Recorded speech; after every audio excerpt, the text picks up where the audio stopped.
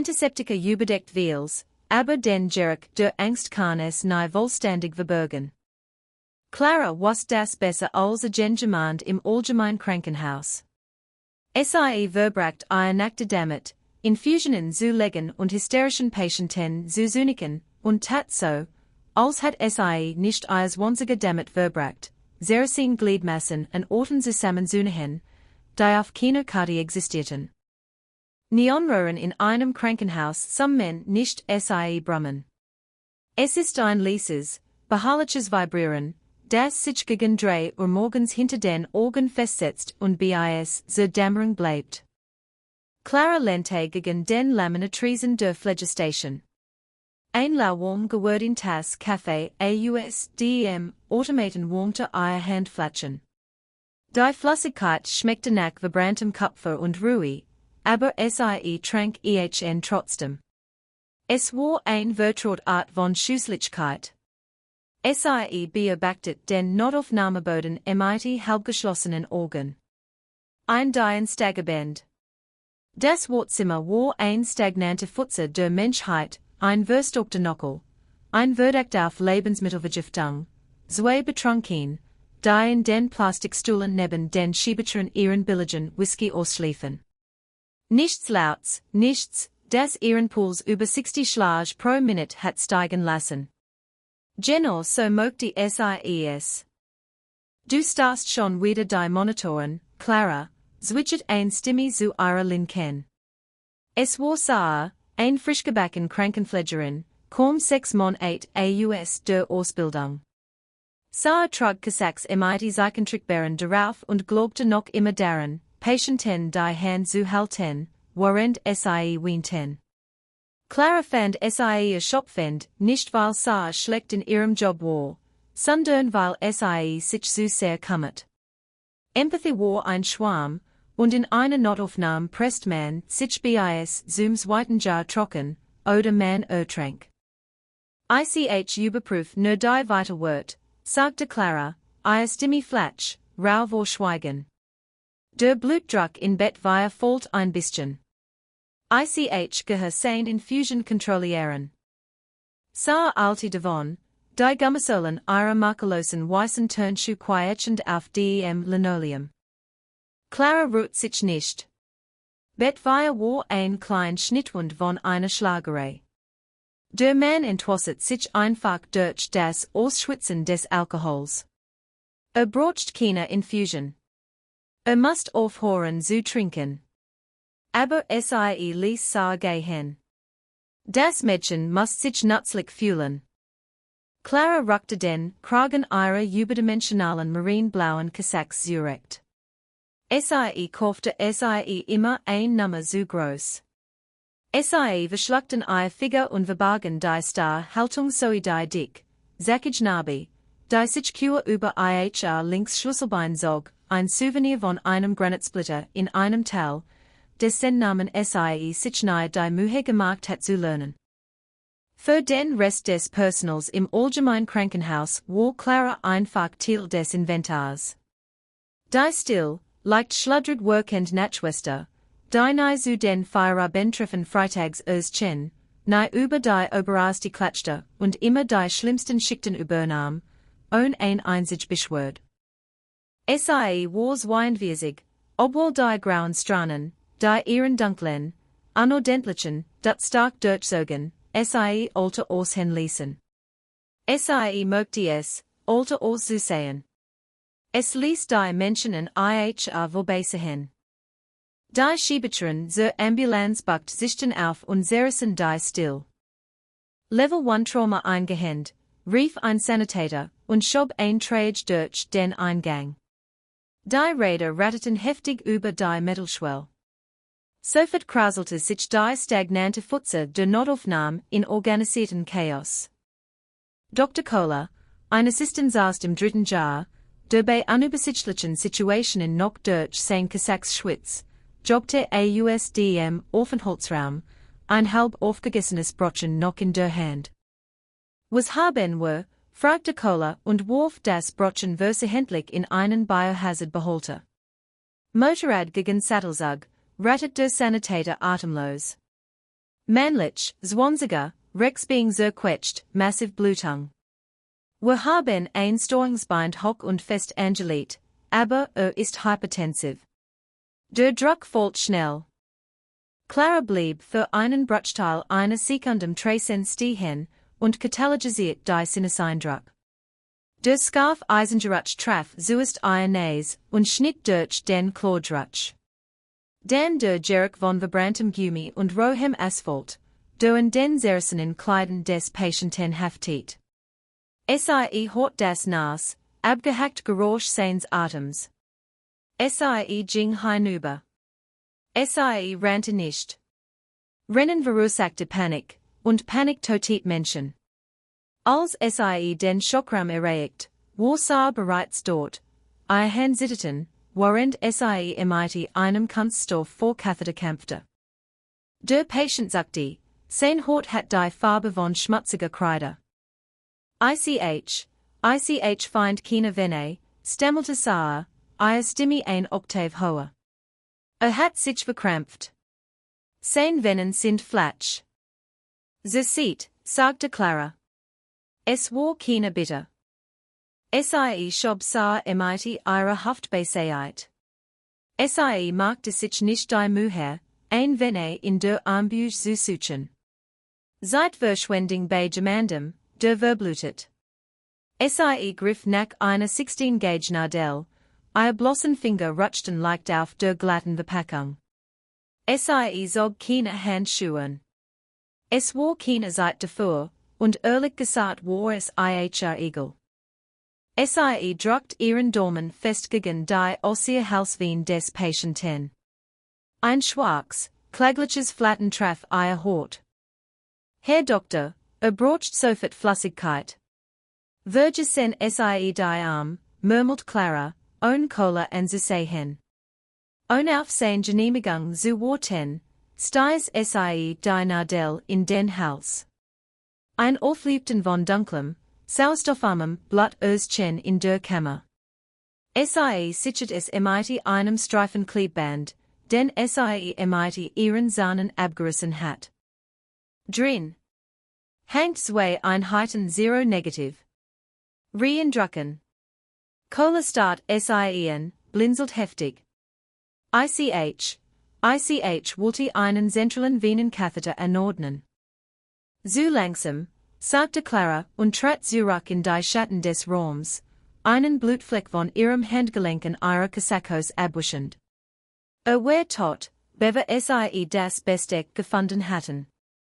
Sie beobachtet, wie der Rest des Teams das Bett umschwärmt, Anweisungen rief und das Saracen Denim der Jeans des Mannes aufschnitt. Das rohe Fleisch des zerquetschten Beings lag bloß. Es war ein Chaos. Gesplittete Nocken, zerfetzte Muskel, fette Parts wie gelber Huttenkäse. Sarah workte Lies in ihr Mask. Clara fühlte absolut nichts. Es war nur Klempnerarbeit, Schlauch und Roher. Man stopft die Lecks, füllt den Tank, holt die Pump am Laufen. Sie beobachtet den Monitor, als der Blutdruck begann, sich zu stabilisieren. Die Kreis war vorbei. Die Chirurgen würden ihn nach oben bringen, ihn schlafen legen und 6 Stunden lang Mechaniker spielen. Sie dreht sich und verließ den Schockraum, das Quietchen ihrer Clogs das einzige Geräusch, das Sie machte. Sie ging zurück zur Phlegistation, goss den Rest ihres kalten, metallischen Kaffees ins Waschbecken und setzte ein neuer Kann auf. Das war ein Glückstreffer, Clara, sagte Dr. Kohler ein paar Minuten später und lehnte gegen den Tresen. Versucht, Autorite zu klingen, aber sein Hand zitterten noch leicht. Sagte Clara, ohne ihn anzusehen. Sie war auf den Rhythmus des tropfenden Kaffees in die Glasgarn konzentriert. Glück.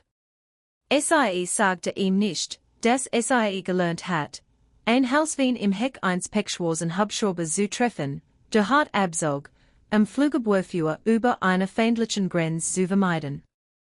Sie sagte ihm nicht, des Einserquechtes being von einem Motorrad sauber war im Vergleich zu einem Being, des von einer improvisierten Sprengverrichtung auseinandergerissen worden war, wo Schmutz und Splitter und Stuck des besten Freunds des Mannes in die Wand gemischt worden waren. Sie nickte schenkte sich ein frisch Tass Kaffee, ein und ging zurück dazu, unsichtbar zu sein. Gegen 5:45 war die Notaufnahme, ein Friedhof aus weggeworfenen medizinischen Materialien. Die Mulehme quolen über mit blauen Nitrohandschuhen, leeren Cocktailslösungsverpackungen und blutgetränkten Mullbinden. Der Geruch des Krankenhauses hat sich von aktiven Trauma zu dem müden, sauren Duft erschöpfter Körper und abkühlendem Bonewachs gewandelt. Clara saß im Dokumentationscomputer in der Ecke. Ihr Finger klickten mechanisch durch die obligatorischen elektronischen Formulae. Klick. Patient Vernintallergien. Klick. Vitalwert bei Entlassung stable. Klick. Der Regen hat draußen begonnen.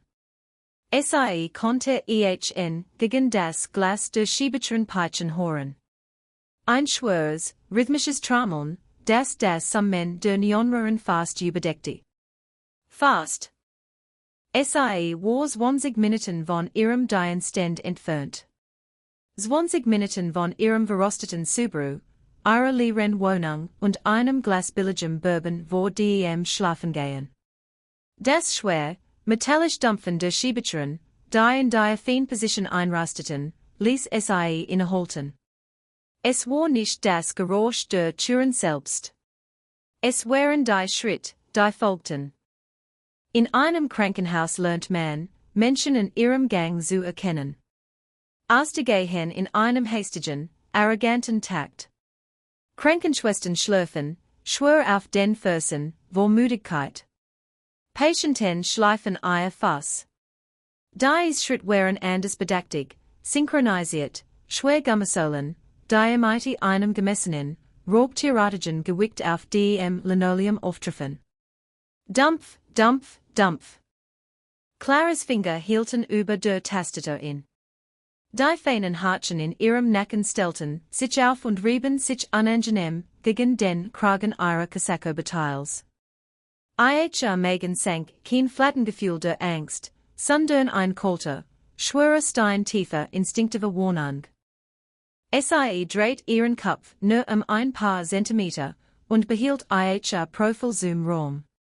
Wir Männer waren in den Tragebereich eingetreten. Sie sahen nicht wie Patienten sie sahen nicht wie Polizisten sie trugen Zivilkleidung verblüsst Denim, dunkelwetterfestjacken, Schwerstiefel aber die Kleidung hing mit einer aggressiven Steifheit innen. Claras Augen verfolgten sie mit klinischer Precision. Der Mann war groß, breit gebohrt, mit einem dunklen, akkurat gestutzten Bart. Stand völlig still und ließ sein Augen den Raum von links nach rechts absuchen überprüft die Ecken, die Ausgänge, schatzte den Sicherheitsdienst ein pensionierter Einkaufszentenwächter, der gerade über einem Kreuzworträtsel schlief, und verwarf die Bedrohung. Der Mann zu seiner Rechten war hager, sein Gesicht stark mit glanzend rosafarbenem Narbengewieb überzogen, das sich in der linken Seite seines Halses hochzog und in seinem Haarensatz verschwand. Das obere Drittel seines linken Ohrs fehlte. Die beiden hinten standen in einem leichten Winkel und drehten ihr Körper vom Hauptsitzbereich weg, handlässig in der Nähe ihrer Gürtelbereich ruhend. Sie waren ein taktisches Element. Sie hatten eine Abwehrformation eingenommen. In dem Moment, als sie den tödlichen Trick der Türöffnung hinter sich hatten, spürte Clara ein plötzliches, erdrückendes Engagefehl in der Brust. Sie schmeckte Staub nur für ein Sekund den trockenen, kreidigen Geschmack von pulverisiertem Beeten und Kordet. Sie blinzelt fest, verdrängt den Phantomgeschmack gewaltsam und konzentriert sich auf das klebrige Gefühl der Tastatur unter ihren Fingern. Sie sind nicht hier wegen dir, sagte sie sich. Du bist ein Geist. Du bist seit 6 Jahren ein Geist. Der Grossmann hört sich dem Triedskolte. Sah saß dahinter und garnte. Kann ich Ihnen helfen? Fragte Saar, ihre Stimme unter dem intensiven Gewicht des Blicks des Mannes leicht brechend. Wasuchen jemanden, sagte der Mann. Seine Stimme war ein tiefes Grollen, rau, wie das Schleifen eines schweren Steins über Kies. Eine Krankenschwester, die Nachtdienst hat. Saar blinzelt. Wir haben viele Krankenschwestern. Sind sie Family? Ich brauche einen Patientennamen. Wir sind nicht wegen eins Patienten hier, sagte der Narbage-Mann und traten die Scheibe heran. Sein Augen, ein blasses, ausgewaschenes Blau, huschten über Saar. Ihr Name ist Clara. Clara Donner. Claras Hand rutschte von der Maus. Das Plastik klapperte gegen den Tisch. Das Geräusch war winzig, wohlständig vom Umgebungslärm der Notaufnahme verschluckt. Aber der Grossmann schnappte seinen Kopf in Richtung der Ecke. Umging die Triedscheibe, umging die Wortstuhl, seine Augen hefteten sich auf die geduckte Gestalt in den überdimensionalen marineblauen Kasachs. Schrie nicht, lächelt nicht. Starrt nur. Clara spürte, wie das Blatt ausdem Gesicht wich. Jeder Instinkt, den sie in Orten geschmiedet hat, an denen Sorgen einen geschlossenen Sarg bedeutet, schrie zu, sich zu bewegen hinter der Thik zu verschwinden, durch den Biohazard-Ausgang zu schlupfen und im Regen unterzutauschen. Sie konnte verschwinden. Sie wusste wie. Aber ihr Bein fühlten sich wie Blähen. Die wir Männer brachen ihr Formation. Sie gingen in dem Schild nur autorisiertes Personal vorbei, ohne ihren Schritt zu unterbrechen. Hey, sie können die nicht rein, rief Saar, aufspringend, ihr Kasachs den zeichentrickbaren lächerlich wirkend vor der schweren, gewaltsamen Schwerkraft, die Männer in den Raum brachten. Dr. Kohler trat genervt aus einem Patientenzimmer. Entschuldigung, mein Herren. Das ist ein eingeschränkter, der Grossmann soll Kohler nicht einmalen. Ging einfach weiter und verkürzte den Abstand zum Dokumentationsbereich. Kohler schaut einmal in den todstillen Ausdruck in den Augen des Mannes, und wich zurück, seinen Rücken gegen die Wand pressend. Clara stand langsam auf. Ihr nackten. Das Schmerzen in ihren Gelenken fühlte sich plötzlich tiefgründigen. Sie verschränkte die Arm fest über der Brust und umarmte sich selbst, versucht, sich in den weiten Stoff hineinzusehen. Sie fühlte sich bloßgestellt, unter dem Surrender-Nienlicht nackt geschaut. Sie blieben 5 Schritt von ihr entfernt stehen. Der Nahe war der Schaden noch deutlicher. Der Narbengezeichnete Mann hat ein leicht Sitten in seiner linken Hand. Einer der Männer hinten verlagert sein Gewicht, und Clara hört das unbewechselbar gedämpfte Klicken eines hochwertigen Knieprothesen Gelenks. Für einen langen, qualvollen Moment sprach niemand. Die Luft in der Notaufnahme schien sich zu verdicken, schwer und atemraubend. Der Grossmann schluckte hart. Der Muskel in seinem Kiefer zuckte. So Clara und ihr unordentliches Haar, ihr müden Augen, den billigen Stift hinter ihrem Ohr. Sie sind schwer zu finden, doch, sagte Elise. Clara schloss die Augen. Das Wort traf sie wie ein physischer Schlag. Nicht Schwester, nicht Clara. Doch. Wollte nicht gefunden werden, Wyatt, flüstert sie. Ihre Stimme war heißer, zitterte nur einen Bruchteil. Hinter Wyatt ließ der Narbengezeichnete Mann einen langen, erschütternden Atemzug entweichen. Wir wussten nicht, ob sie es aus dem Tal geschafft haben. Das Kommando sagte, sie würden nach dem Fall des Stützpunkts ausgeflogen, aber ihr Akte wird gesperrt. Klassifiziert. Sie wird für einen Grund gesperrt, Briggs, sagte Clara und öffnet die Augen. Sie so auf seinen Hals. Sie erinnert sich an den Geruch seines kochenden Fleischs. Sie erinnert sich daran, ihr bloßen Hand in das brennend Fleisch seiner Schulter gepresst zu haben, nach Deckungsfeuer schrien, während Sie ein Päckchen Quickclot in den Krater seines Schlüsselbeins schüttet. Sie so den Mann mit der Prothesen. Sullivan, Sie gehen. Sullivan bot ein Naps, Schiefslacheln.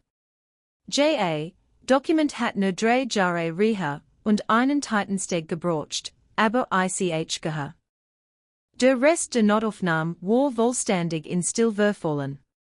Das ließ Gemurmel der Patientin, das Quietchen der Schuh, das Summen der Monitor, als schien in den Hintergrund zu verblassen. Sah stand hinter dem Trigetrisen einschworen, ihren Mund leicht Jeffnet. Dr. Kohler start Claran, als hat Sie plötzlich einen zweiten Kopf bekommen. Sie sahen die unsichtbare Frauen die Kaffeetrinkende, Formuleklicken schick des Nachdienstes umgeben von wir schwervenabten, unglaublich gefallenen Männern, die Sie ansehen, als wär Sie der einzig Festpunkt in ihrem Universum. Warum sind Sie hier, Wyatt? Fragte Clara, ihre Stimme brechend. Sie wollte Sie nicht hier. Sie wollte die Dankbarkeit nicht. Dankbarkeit bedeutet, den schlimmsten Tag ihres Lebens ins Licht zu sehen. Dankbarkeit bedeutet, sich an den Schlamm zu erinnern, den Lahm, den kupferfarbenen Geruch von Blut, das durch ihr Uniform sickert. Dankbarkeit bedeutet, sich an die zu erinnern, die Sie nicht retten konnte. Wyatt machte einen halben Schritt vorwärts. Griff in sein schwer Siegeltouchjack. Clara Sokola AUSDM Augenwinkel zusammenzucken, wartet ein Waff. Stattdessen zog Wyatt ein kleines, abgenutztes Stuckstoff heraus. Es war ein verblists, olive-grünes Abzeichen. Ein Sanitatorkreuz, an den Randen ausgefranst, mit einer dunkel-rostbraunen Farbe befleckt, die nie AUSDM Nylon herausgewaschen werden wird. Wir sind gekommen, Danke zu sagen, sagte Wyatt, sein Stimme zu einem harten Flüstern absinkend, dick von einer Emotion, die droht, die steinern Fassschade seines Gesichtes zu brechen. Und das zurückzugeben. Hielt es hin. Claras Hand blieb über ihrer Brust verschränkt.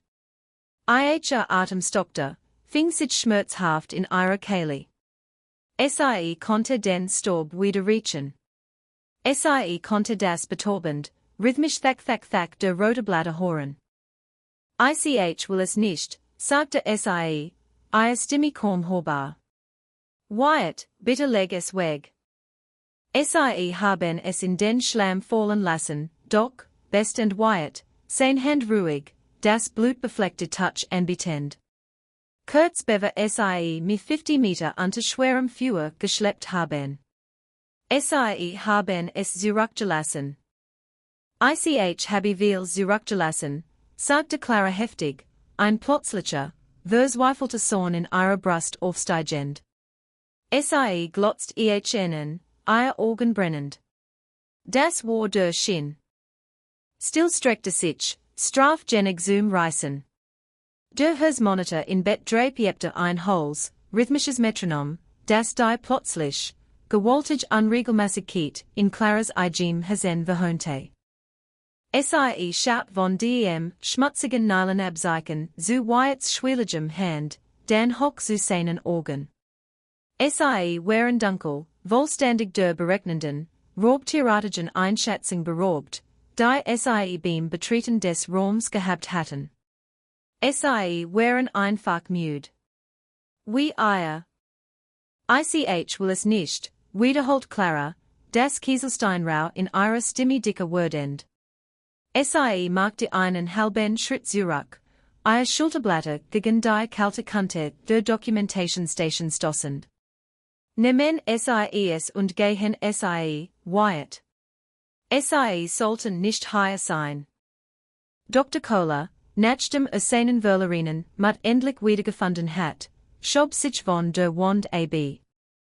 Horen sie müssen gehen. Das ist ein gesicherter Bereich, und sie belastigen mein Personal. Ich ruf die Sicherheit. Wyatt dreht seinen Kopf nicht mal. Wirft seinen Blick nur einen Bruchteil, ließ sich auf Cola in seinem Sichtfeld ein. Sicherheitsmann schlaft in einem Schreibtisch mit einem halbfertigen Kreuzworträtsel. Setzen Sie sich, Herr Doktor. Das betrifft Sie nicht. Ich bin der Leitende Arzt auf dieser Station, und Holte die Klapp, Cola. Claras Scarf nolti wie ein Peitsch durch den Raum. Cola schnappt den Mann zu, sein bleiches Gesicht färbte sich tief und sonnig rot. So Clara und so sie wirklich und wir legt zum 10 Mal, sieht sie vor 6 Monaten in sein Schicht versetzt worden war. Die Schludrige, still Krankenschwester in den überdimensionalen Kasachs war verschwunden. Die Frau, die neben der Theke stand, hat ein steif Wirbelsau. Ihr Kiefer war wie gegossener Beeten gesetzt, und sie strahlte ein intensiv, unterdrückte Feindslichkeit aus, die Haare auf seinem Arm aufstellt. Sie haben mich geschleppt, sagte Wyatt, sein Aufmerksamkeit zurück auf Clara richtend. Sein Stimme sank in ein zerfleddertes Register, das nur für sie bestimmt war. Mein Oberschenkelknochen war in Stucken. Mein Bewusstsein war weg. Ich verblutet in einem schlammigen Graben. Doch, sie sind zurückgekommen. Clara drückt ihr Augen fest zu. Der steril Jerk der Notaufnahme verschwand. Plötzlich atmet sie brennenden Diesel und Naswal ein. Sie konnte das Nirschen von pulverisiertem Putz zwischen ihren Hinterbackenzahnen spüren. Sie spürte das Totgewicht eines erwachsenen Mannes, einschhalten Schwerkörperpanzerung, der hinter ihr Herzögen Word, der Riemen seiner taktischen West, der ein blutdruckte Furche in ihr Handfleischgrub. Sie hört das erschreckend Überschallnallen und Zischen von Kugeln, die Zentimeter an ihren Ohren vorbeiführen. Ich must, flüstert sie, die Augen noch fest geschlossen. Es war mein Job. Sie gingen außerhalb des gesicherten Bereichs, schaltet Briggs sich ein, sein Stiefel quietschend sanft gegen das Linoleum, also einen Schritt vorwärts machte. Die Brandnarb in seinem Hals zog sich fest und machte seinen Ausdruck asymmetrisch. Das Kommando ordnet einen vollständigen Rucksack. Sie ignorierten einen direkten Befehl vom Lieutenant. Sie rannten 50 Meter in ein aktiv Todzone mit nichts außer einer Handvoll Waff und einem Traumaset. Ich habe es nicht bekommen, sagte Clara. Die Wort rissen aus ihrer Kehle heraus, bevor sie aufhalten konnte. Sie schmeckten wie Asch. Sie öffnet die Augen und glotzt die wie Männer an, ihr Brust unter dem wie 10 Marinen Stoff küchend. Ihr sorgfältig konstruiert Apathy die Taubschale, die sie 6 Jahre lang in diesem Neon-Purgatorium aufgebaut hat, brach auf. Ich habe ihn nicht bekommen, wiederholt sie, ihre Stimme jetzt heftig zitternd. Sie sägte mit einem zitternden Finger auf das befleckte Abzeichen in Wyatts Hand. Dieser Fleck in der X, das ist Hayes. Sein Halsschlagader wird von einem Splitter durchtrennt. Ich hat mein Finger 20 Minuten lang in seinem Hals geklemmt und auf die Evakuierung gewartet.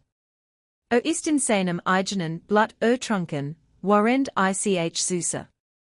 Also kommen sie nicht hierin und händigen mir diesen Fetzenstoff aus wie ein Medaille. Es ist ein Versagen. Die Notaufnahme war totenstill. Sarah, die junge Krankenschwester, hat ein Hand über ihren Mund gepresst, Tränen sammelten sich in ihren weit aufgerissenen Augen. Sullivan, der Mann mit der Beinprothese, verlagert sein Gewicht.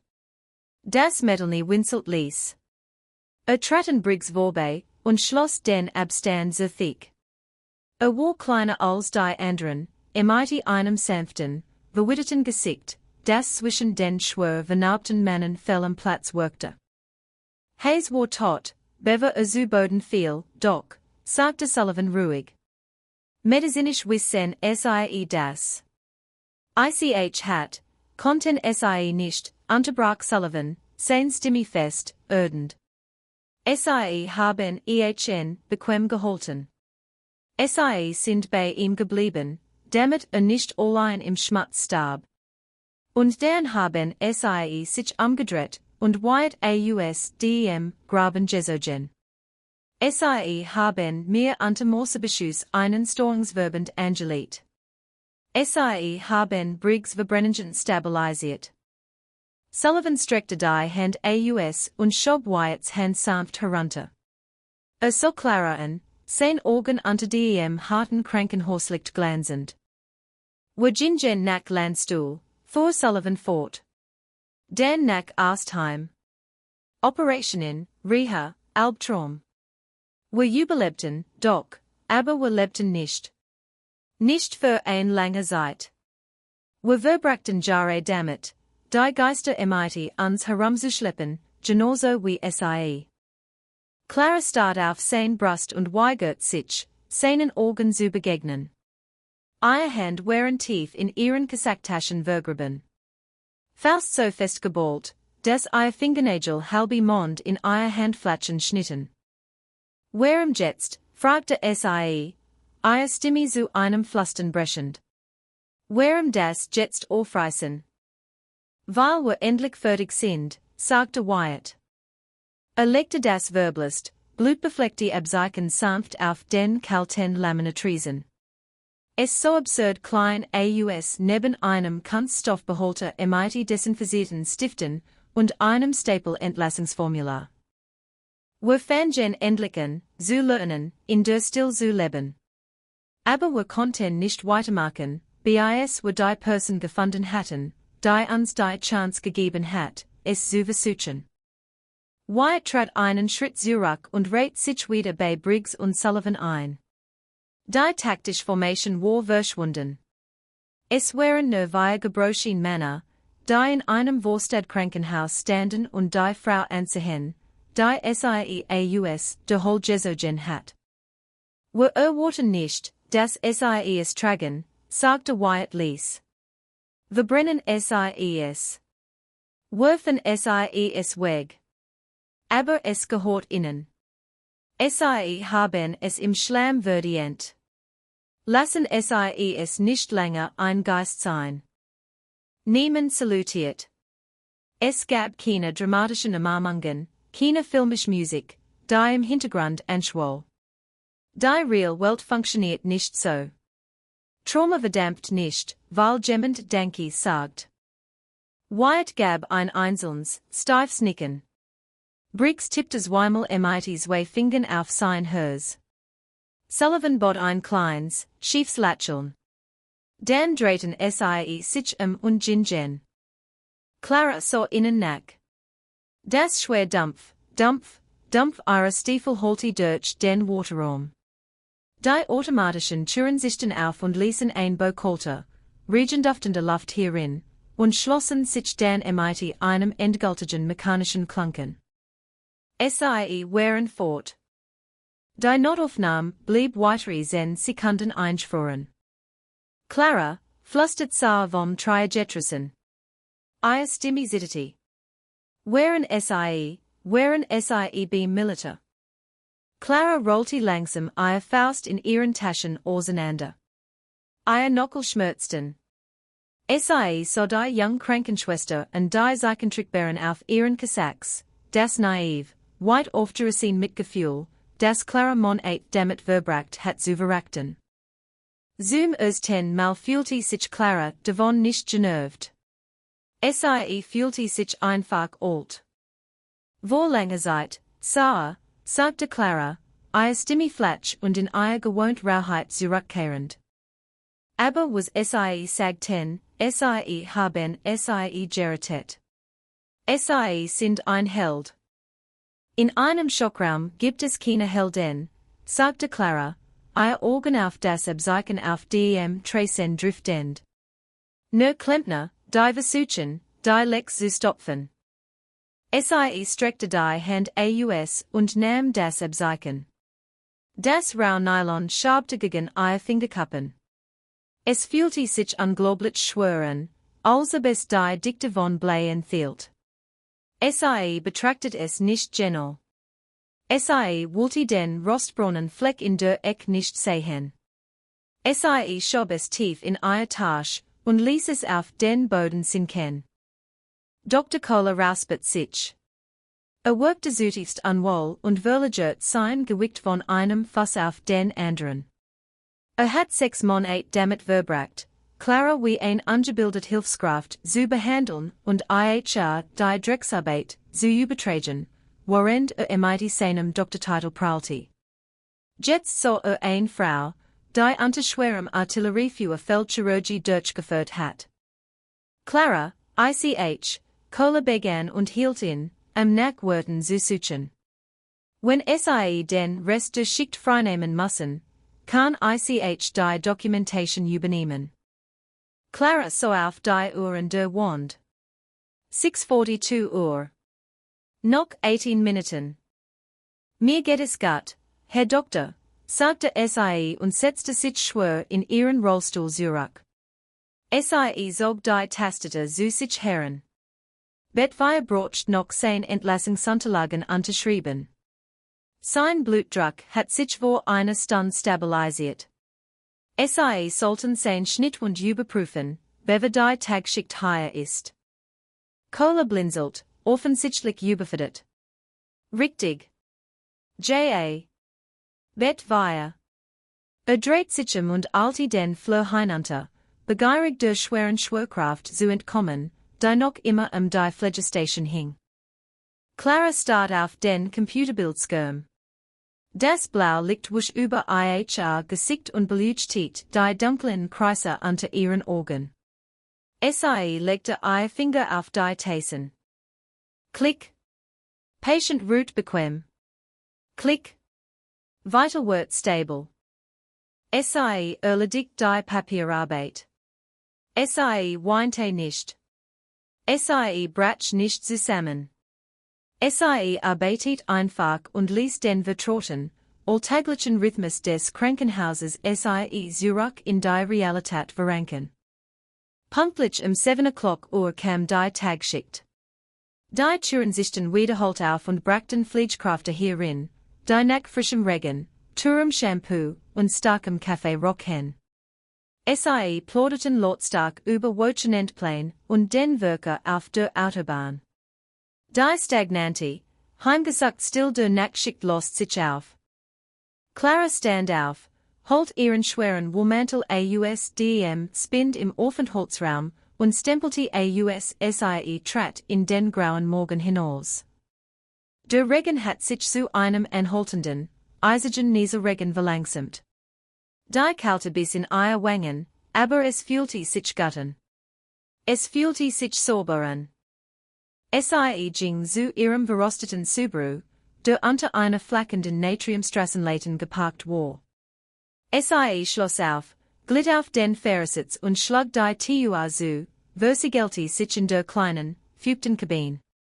Der Motor jammert protestierend, bevor endlich ansprang ein Raus, ungleichmäßiges Leerlaufgeräusch, das durch die Lenksol in ihr Hand vibriert. Clara saß lange dort und beobachtet, wie die Scheibenwischer über die Windschutzscheibe zogen und den Regen zu verschwommenen Streifen beschmierten. Sie griff in ihr Kasacktasche. Ihr Finger streiften das Abzeichen. Langsam zog sie es heraus. Im harten Grauen Licht des Morgens so es genau so aus, wie es ward ein schmutziges, ausgefranstes Stück Stoff. Aber als sie ihren Daumen über das bestickte Kreuz rieb, fühlte sich die Texte anders. Die scharfen Kanten der Erinnerung schnitten nicht ganz so tief. Sie spürte nicht das erstickende Gewicht des Tals. Sie schmeckte keinen Staub. Sie dachten Sullivan, der ging. Sie dachten Briggs, der trotz der verbrennenden lebte. Sie dachten Wyatt, der aufrecht stand, anstatt im Schlamm zu verbluten. Sie reichte vorwärts und legte das Abzeichen auf das Armaturenbrett, direkt über dem Lenkrad. Es lag dort ein kleines, hässliches Unus einer Vergangenheit, die Sie nicht auslöschen konnte. Clara legte den Gang ein und verließ den Parkplatz. Sie wollte immer noch ein Glas billigen Bourbon. Sie hat immer noch Albtraum, die auf Sie warteten, wenn Sie endlich die Augen schloss. Aber als Sie durch die Nase grauen Straßen der Stadt vor und gelegentlich auf das Stück Nylon auf ihrem Armaturenbrett blickte, verbus das Summen der Neonröhren endlich aus ihrem Kopf. Es war still, und zum ersten Mal seit 6 Jahren ließ Sie es einfach so sein.